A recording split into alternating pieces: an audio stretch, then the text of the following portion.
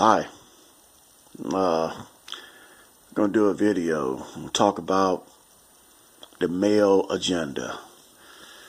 The agenda about men and how we men operate on the land, in the world, of the world, on the earth. How we portray ourselves. And we portray ourselves as being magnanimous, superior. You know, we in control. We got the power. We don't listen to nobody. We got it all. We got God on our side. We got the law on our side. We got nature on our side. Where's the room for a female? That's the thing that it's been very troublesome to me for a good while, you know. As I grew up as the oldest of 4 boys with no sisters, I often wondered early on why men always were looked upon as being superior. Then I understood that the church, religion, preaches this, especially Islam and Christianity. They pushes this agenda that male is superior to female, and that the woman is supposed to be submissive and subversive to her man. You know, she's supposed to obey him. He's the master. He is the czar. He's the everything. And he's backed up by the laws of religion, the laws of the land, by the legislature, and he says by nature. So where does that lead the woman? That leads her nowhere. In other words, she's a slave. Just like African Americans were slaves in the early days of colonial America. Slaves. Ask yourself, is this correct? Should it be this way? Should women be docile and a domestic carrier and, you know, be implemented as nothing more than a concubine by us men, even though they carry us in their bellies for 10 months, and they carry our kids, but then it's still, they're not worthy of the praise and upliftment. Sounds kind of odd, doesn't it? Very hypocritical. I would say that women, females, are looked upon as the lesser of the genders. You look at the Bible, they talk about Adam begot Eve, you know, she was taking out his rib. And what the story is really saying is that each one is a part of another's consciousness. One attached to the other side, the chromosomes, the XY, the genetics. It's all connected. But because the Bible is taught literally, we don't understand. I have a big problem. And this problem also stemmed down to myself. I saw my mother get abused.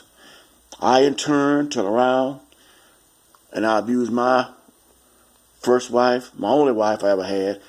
I'm no longer married. Early on in our marriage. Okay? Because of this male chauvinism, this egoism. Okay? I'm not sitting here and putting myself above anybody. I'm not going below anybody either. Because I know, just like I did things that I should not have done, others are doing the same thing. They did it before me. They did it during my time of doing it. And they're doing it now. And they'll do it later. What I'm saying, man, stand up and be counted. You know, we don't have to dominate our women. We don't have to control them.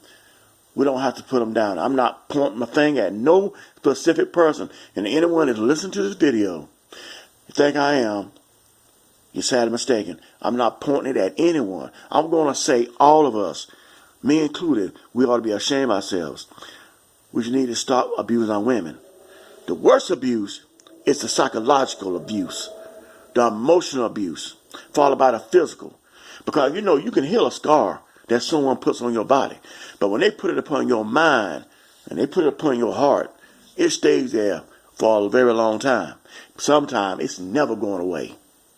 And a lot of women are walking around with damaged minds and hearts because they've been abused by their men. Their men have abused them, have taken advantage of them, have treated them like dirt, like a second, third class citizen. We treat our dogs and our cats better than we treat our women. Let me just put it this way. I was never jealous over my wife as far as didn't trust her and did not want her to be who she would need to be. I didn't check her phone. I didn't check her pocketbook. I didn't do all these things. I didn't do none of that.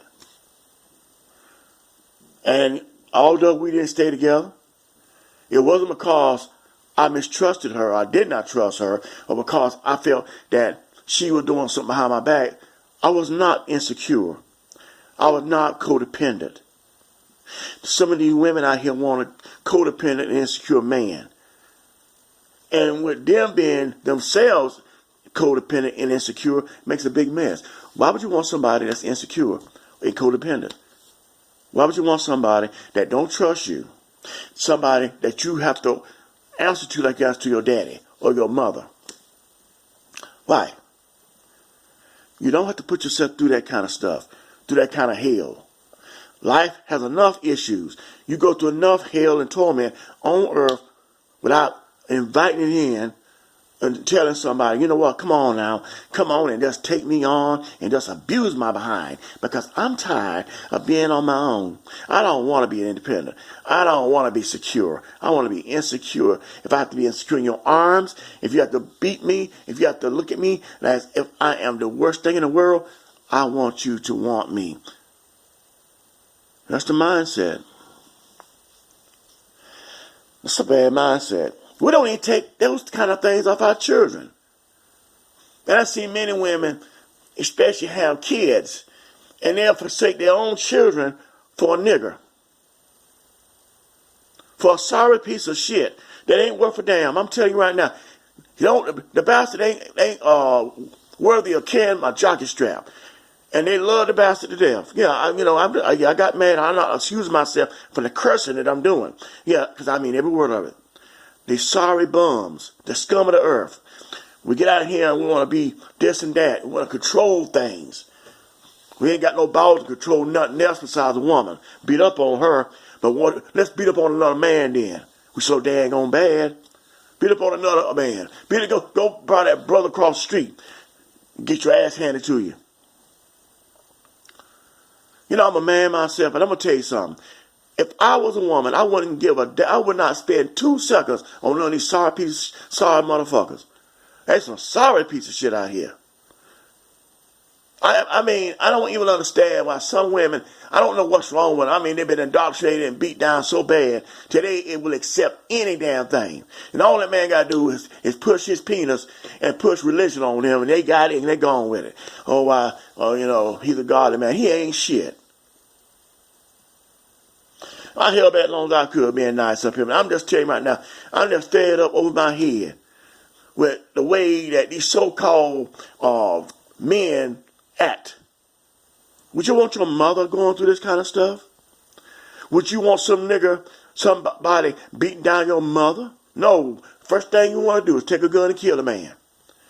But you want to do it to somebody else's daughter or somebody else's sister.